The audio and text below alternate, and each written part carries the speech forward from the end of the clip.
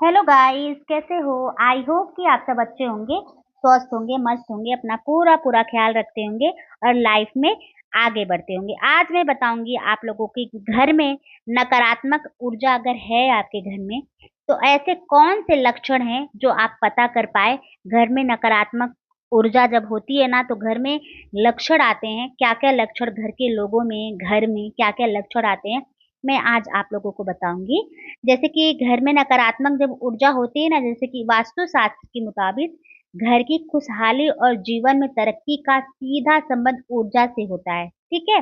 अगर आपके घर में नकारात्मक ऊर्जा का प्रवाह बना रहता है, तो तरक्की के रास्ते में खुद ब खुद खुलने मतलब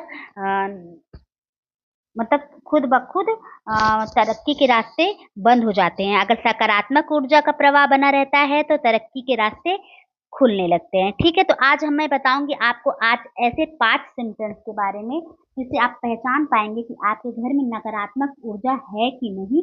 तो चलिए वीडियो को ना लेट करते हुए वीडियो को आगे बढ़ाते हैं।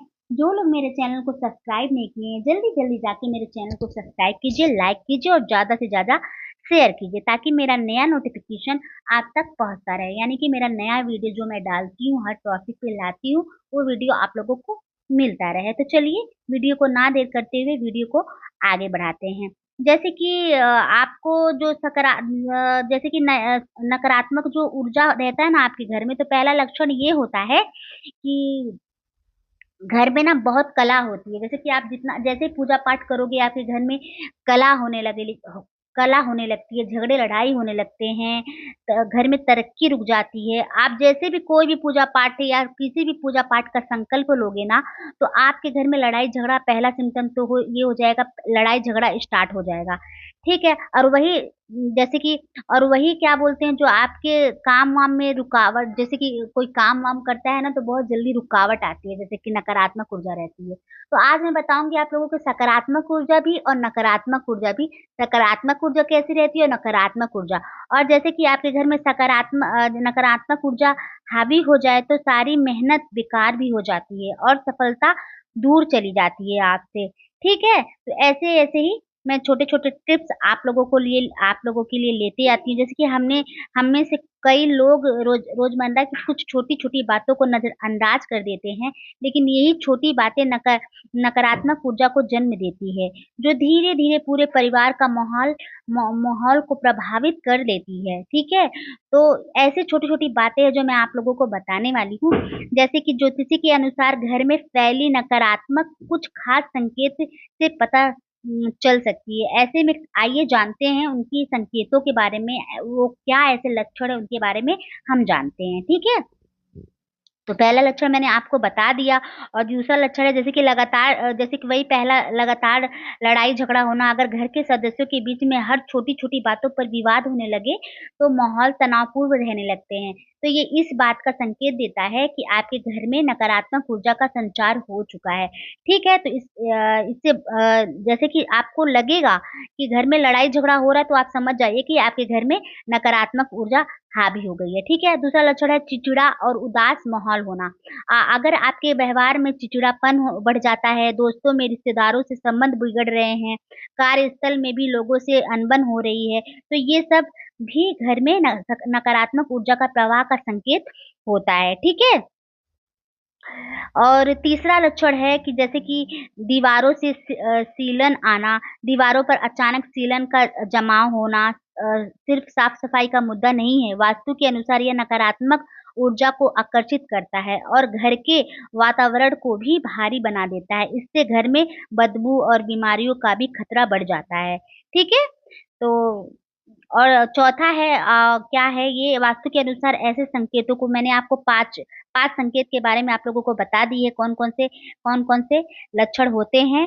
और जैसे कि उपाय में आपको क्या करना है कि वास्तु के अनुसार ऐसे संकेतों को नजरअंदाज करने की बजाय घर की साफ सफाई और सकारात्मक ऊर्जा को बढ़ाने वाले उपाय, जैसे तुलसी का पौधा लगाए, नियमित रूप से दीप धूप घर में करे, शंख घंटी बजाना शुरू कर दे। ठीक है, शाम के टाइम में तो जरूर बजाए, और सुबह का टाइम तो भगवान का टाइम होता है। सुबह के टाइम में आप पूजा पाठ जरूर करें। शाम के टाइम में आप घर में घंटी वगैरह बजाए, शंख वगैरह बजाए, धूप दीप करे, लोबान जलाए घर में। देखो जैसे कि आपके घर में अगर नकारात्मक ऊर्जा रहेगी ना, तो लोबान आप जलाओगे ना, तो बहुत ज्यादा झगड़ा लड़ाई होगा।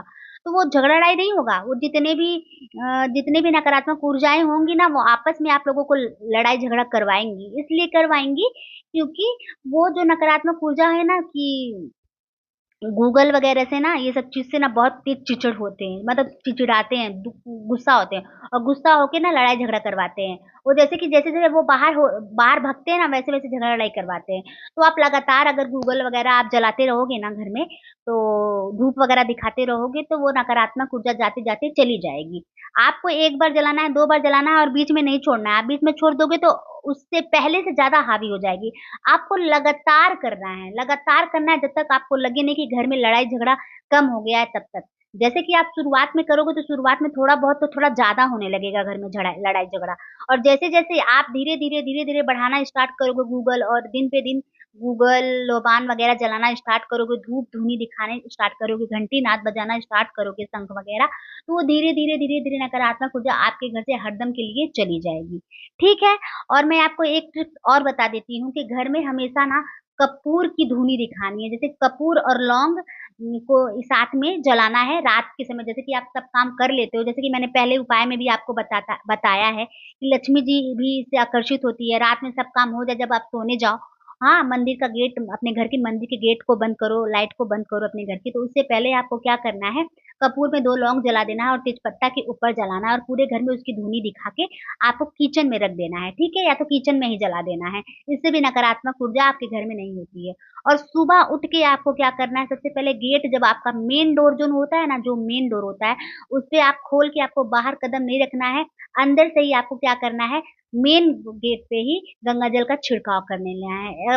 गंगा जल नहीं है तो आपको क्या करना है, पूजा का जो लोटा होता है ना, तांबे का या पीतल का, रात भर आपको घर में पानी रखना है, रात भर उसमें भर कर, और उसी पानी को सुबह गंगा जल से, मतलब उसी सादे पानी से छिड़काव कर देंगे।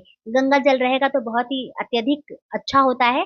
हाँ, नहीं होगा तो आप साधारण पानी से भी कर सकते हो।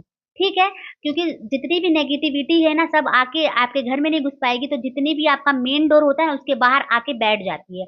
तो आप गंगा जल का छिड़काव करोगे ना, तो सारी नकारात्मक ऊर्जा घर घर के बाहर से ही भग जाएगी, और दिन भर आपका घर एकदम क्लीन रहेगा।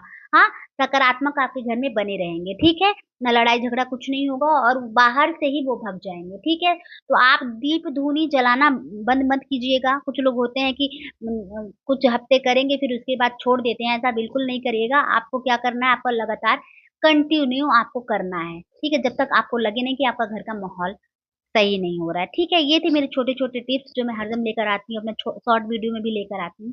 और जो लोग मेरे चैनल को सब्सक्राइब नहीं किए, जल्दी-जल्दी जाके सब्सक्राइब कीजिए, लाइक कीजिए, और ज़्यादा से ज़्यादा शेयर करिए। ठीक है, मैं आशा करती हूँ कि आप लोग मेरे चैनल को बहुत ज़्यादा पसंद करते होंगे। ठीक है, मेरे वीडियोज़ को बहुत ज़्यादा पसंद करते होंगे। हाँ, और तब तक के लिए मैं चलती हूँ। जय माता दी, जय श्री कृष्णा, जय महाकाल।